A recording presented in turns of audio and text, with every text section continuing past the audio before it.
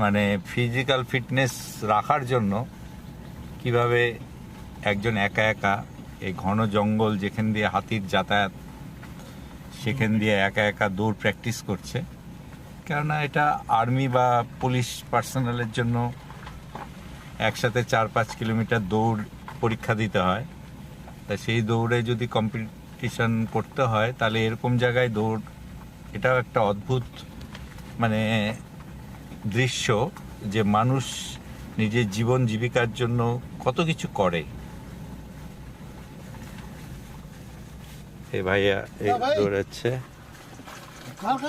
ভাইয়া मिलांटार हाँ मिलांटार मिरांडर हाँ अच्छा अच्छा क्या नाम तुम्हारे के दीदी का अनमोल तामाङ अनमोल तामाङ अच्छा अरे कहाँ जाने अहिले कुद्नु लाग्यो त उधर कुद्नु को लगी अल्लाह अल्लाह थैंक यू